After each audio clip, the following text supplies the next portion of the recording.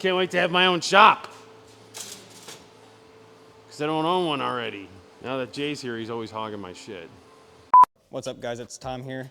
And now that the manifolds are done, we're moving on to these crossover pipes that are going from the collector of the manifold up to the flange of the turbo. This is a very tight fit, and it has to be because in order to fit not only this pipe, we have to also implement these giant wastegates. So that leaves us with only room to implement these pipes on the outside of the frame. And we have to pay attention to clearance very closely because we have this wheel measuring tool that we've used to mount onto the rotor, and we turn the wheels so that we can find where the max lock is and figure out how tight we can be off the wheel when it's at max lock. That's very important to remember. And then once this is all welded up, we're gonna move on to actually welding these wastegates on, which will be starting off with this cope that I made yesterday, and it'll be branching off of this turn here that comes off of the manifold, which should, get the wastegate right down here, like I mentioned. And so now what I'm doing before this is fully welded, I want to get the other side to the same exact point so that I know that they both look nice and mirrored, because that's very important for this build. It's a very nice build, and I want to keep it that way. And so other than that, along the way, we've also started off with our intake piping, and that was a fun one. We have this 3.5-inch piping that we've cut into a Y pipe, and immediately turning down into 3 inches to give us more space, because as you can see, space is an issue pretty much throughout this entire thing. So we're gonna be dropping down here, coming across the radiator, and we're gonna be having to find a space where we can get these tubes to come through the radiator support and into the intercooler. All right, so here we are. This is our bend that comes after the manifold collector, and what we've done is we've implemented the cope into the bend. We've cut a nice hole into the bend, and we have flanged it. So now, if I install it here,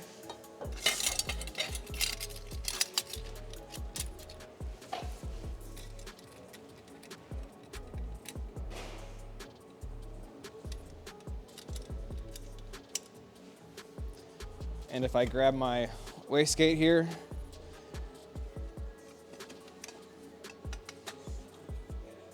everything fits up real nice. So that wastegate is dumping between both tubes here, right towards the ground. So now I know I can move on to the other side, make it look the same, get my final welds in, and then we can finally pull these manifolds back off and do the rest of the welding on those as well. And then the hot side of things will be done.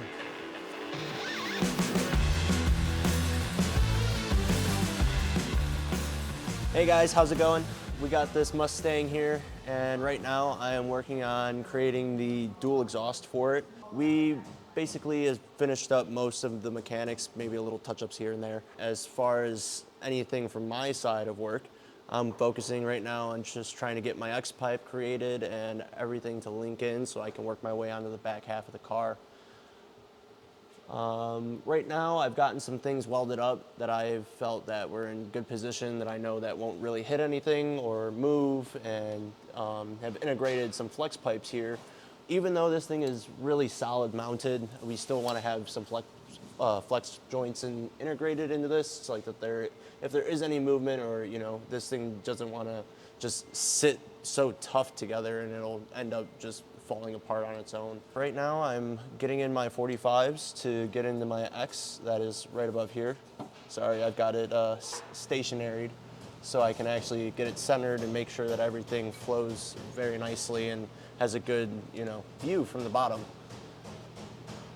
But as far as that's about what I have going on over here.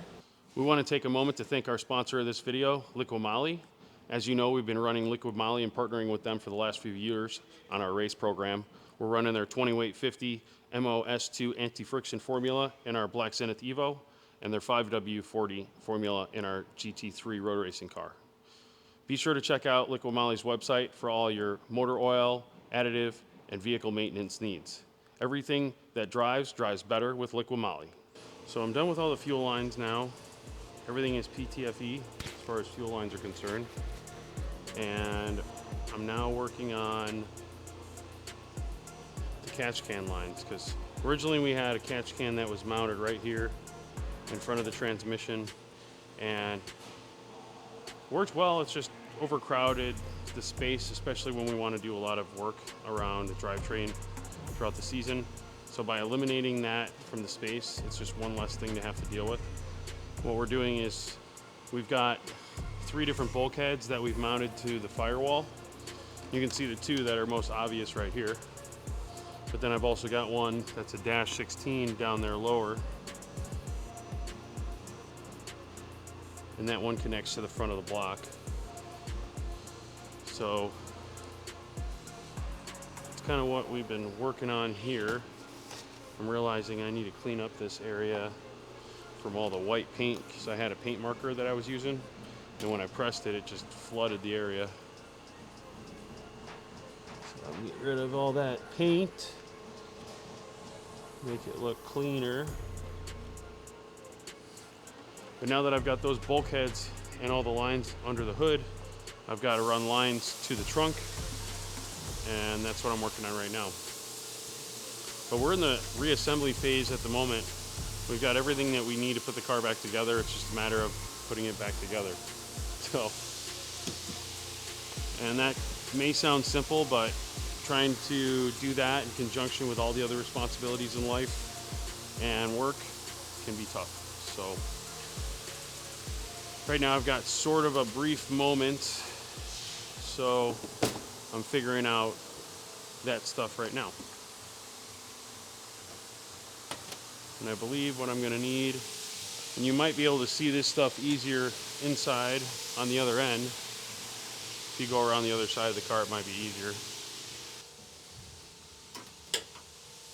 So I think my plan, where this fitting is, here, off that dash 16, is to probably run like a 45-degree bend,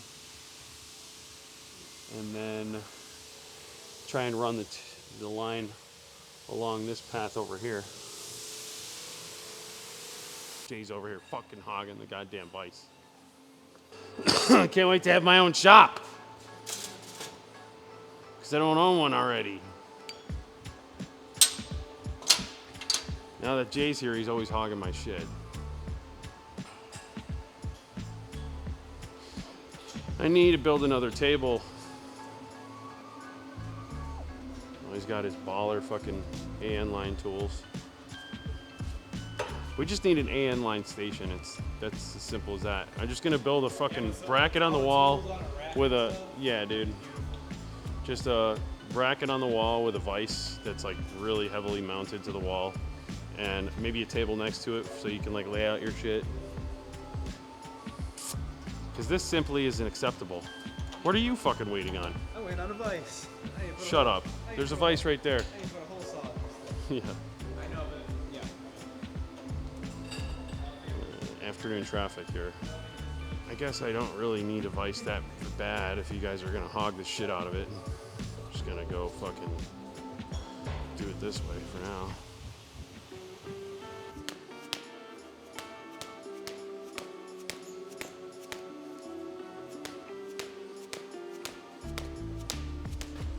Don't mind this old chewed up fitting I'm using. It's gonna be under the dash, so don't really give a fuck. Jay, making a mess right now. Fucker. Oh yeah. PTFE. So much fun.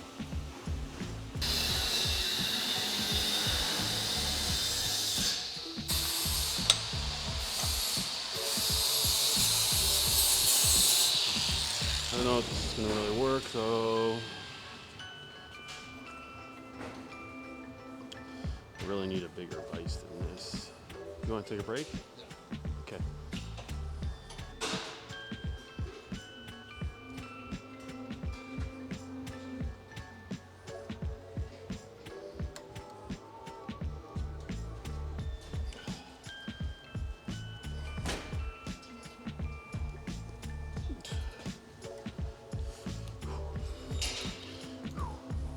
That fucking dash 20 will work your ass, dude. Holy shit. All right. been all fucking nasty outside. I can't play with this thing. Fucking bullshit. Oh, dude, it's just been fucking raining and Bullshit, man, I'll tell you what. all right. Monday. Well, that's real fucking useful. This is probably the dumb way to do this, Ben. This is not the smart way to do that. Jet-powered EVO. Just you wait. I just ordered fucking 110 gallons of methanol, bitch.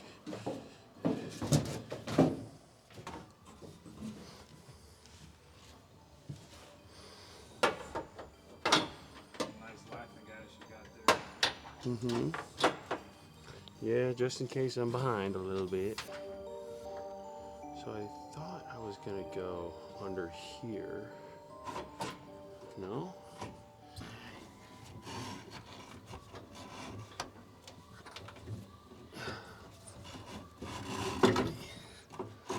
Under here, over here, bud. Under, over. Let's see. Under. Yeah.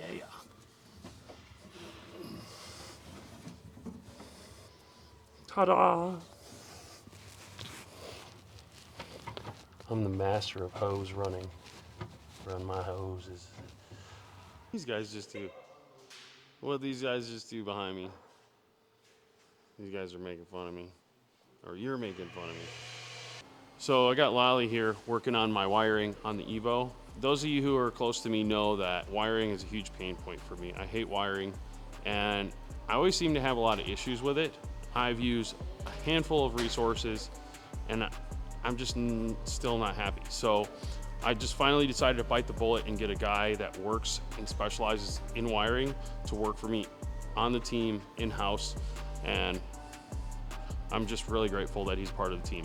You guys have seen in previous videos me showing you all the work that he did on the Camaro, and his work speaks volumes. So that's what's going on right now. He's in the process of just making some changes and also cleaning up some of the wiring on the car, because when we were at World Cup Finals, we were making some drastic changes in order to try and mitigate issues quickly, but we want to clean up some of that and make it look clean and nice again, along with, like I said, make changes.